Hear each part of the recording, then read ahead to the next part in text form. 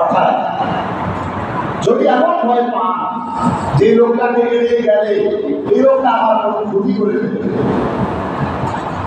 এই লোকটা আপনার সাথে তার সাথে অর্থনৈতিক লাভের কারণে আপনি তাকে গুরুত্ব দিচ্ছেন না, কিন্তু সে অর্থনৈতিক কারণে আপনাকে বন্ধু বানাতে চাচ্ছে। যদি আপনি এমন ভয় করেন, যদি আপনি তাকে কামটা না দেন, বন্ধু না বানান, তাহলে আপনার ক্ষতি করবে, তাহলে আপনি তার বন্ধুত্ব বহন করতে পারেন। দুইভাবে দৃষ্টিকোণ থেকে। তবে যদি কোনো আশঙ্কা না থাকে, তাহলে আপনি বন্ধুত্ব গ্রহণ করার কোনো কারণ নাই। আল্লাহ বলছেন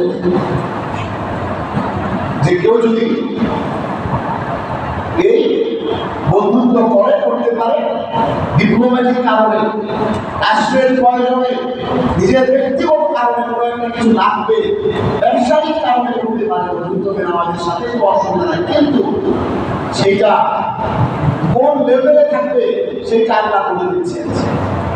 ভয়ের লেভেল যতটুকু দরকার ততটুকু করবে, কারণ এর বাইরে যদি আপনি তার সাথে সম্পর্ক করতে যান, সে আপনাকে খারাপ জায়গায় নিয়ে যাবে, সে আপনাকে মদের আসরে নিয়ে যাবে, সে আপনাকে নামাজ থেকে বিচ্যুত করবে, সে আপনাকে দিন থেকে অনেক অনেক দূরে ধীরে ধীরে ধীরে ধীরে একদিন, দুদিন, 4 দিন নামাজ আজকে দেরি করে পড়লেন, পরে আরেকটু দেরি করে পড়লেন, ব্যবসা করছেন তার সাথে, আপনি বিজনেস করছেন, পরের দিন আবার নামাজটা আরেকটু ডিলে করে দেবেন, পরের দিন আবার ডিলে করে দেবেন, ডিলে করে করতে করতে দেরি হয় আস্তে করে আপনার একদিনের নামাজ সে মিস করাই দেবেন। এইভাবে আস্তে আস্তে করে আপনি নিজেও বের হবেন না, কিভাবে ইসলাম থেকে দূরে সরে যাবেন। এজন্য আল্লাহ বলছেন বন্ধু গ্রহণ করতে হবে নামাজি লোককে, বন্ধু গ্রহণ করতে হবে দিনদার মানুষকে, যারা কোরআন নিয়ে পথ চলে, যারা ইসলামকে স্মরণ করে, যারা 5 ওয়াক্ত নামাজি, এদেরকে বন্ধু গ্রহণ করতে হবে। এরপর আল্লাহ বলছেন ওয়ায়ুহাযিরুকুমুল্লাহু নাফসাহ, আল্লাহ তার নিজের ব্যাপারে তোমাদেরকে সতর্ক করেন। আল্লাহকে হারিয়ে দিলেন, আল্লাহ যে ব্যাপারটা বলছেন এইটা একটা বিশ্লেষণ করার দরকার নাই, জাস্ট লিসেন এন্ড ফলো। সামিআনা ওয়া আতা'না, আমরা শুনলাম এবং গ্রহণ করলাম, কোন একটা বিশ্লেষণ নাই, অজুহাত দেখাবেন না। আল্লাহকে কোনো অজুহাত দেখানো চলবে না।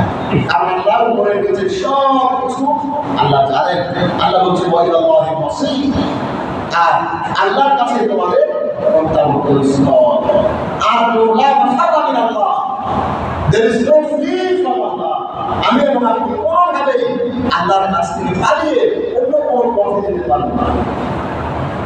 আপনাকে পুড়িয়ে ছাই করে যদি পাহাড়ে পাহাড়ে মিশিয়ে দেয়, বাতাসে মিশিয়ে দেয়, তারপরেও আপনি আল্লাহর কাছে যাবেন।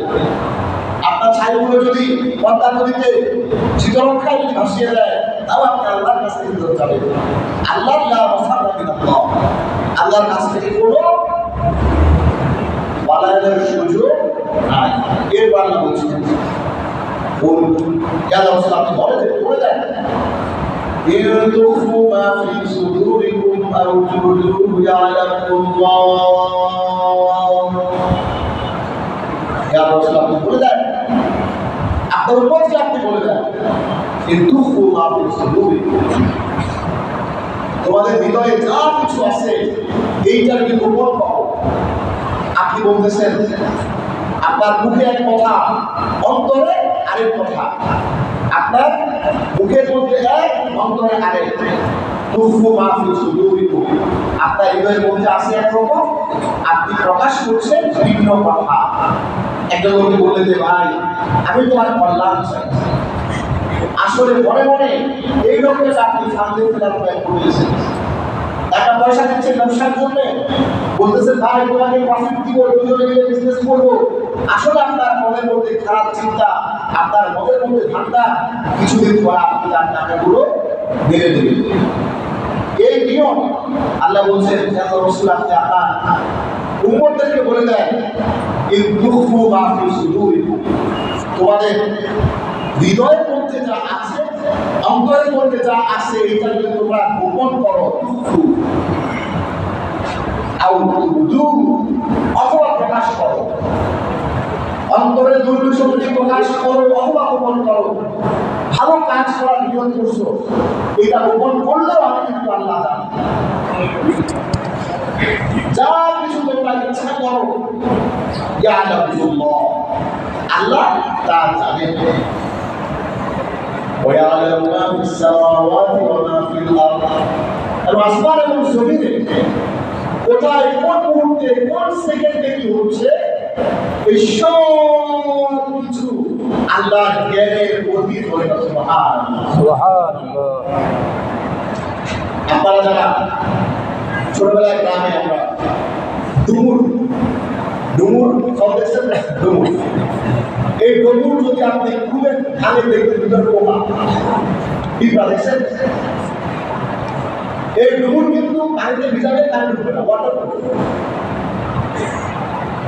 ভিতরে কোনো অক্সিজেন, ভিতরে একেবারে ওয়াটার ঢুকবে, ডুমুর পানিতে ভিজে রাখবেন ভিতরে, এই পিঁপড়া কিচ্ছু হবে না।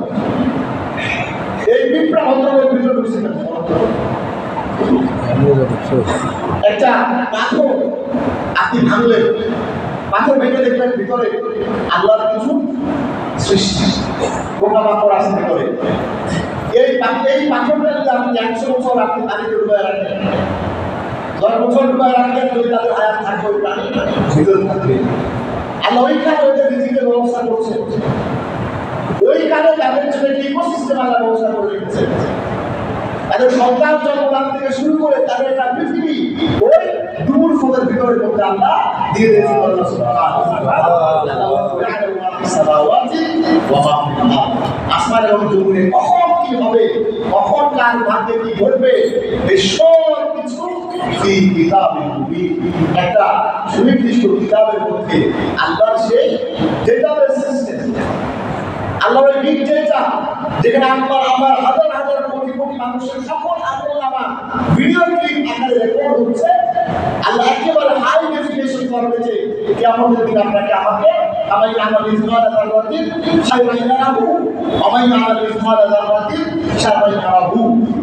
কেউ যদি বিন্দু পরিমাণ দাররা এটম পরিমাণ বিন্দু পরিমাণ অণু পরমাণু পরিমাণ কেউ যদি সম্পর্ক করে ইয়ারাহু, আরবি তারা বলতে বুঝবে একেবারে চাক্ষুষ দেখতে পারবে, ভিডিও ক্লিপ দেখাই দিলাম। এসব কিছু আল্লাহর একটি কিতাব মুবিন, একটা ডেটাবেস সিস্টেমের মধ্যে সবকিছু রেকর্ড হচ্ছে। সুতরাং আল্লাহর কাছে আমার আপনার লুকানোর কিছু নাই। মনে একটা অন্তরে আরেকটা বলার কোনো অংশ আমাদের আল্লাহর কাছে নাই। আল্লাহু আলা কুল্লি শাইইন কাদির। আল্লাহ এই পৃথিবীর সকল কিছুর উপর ক্ষমতাবান। পুরোটা যদি আল্লাহ বলেন,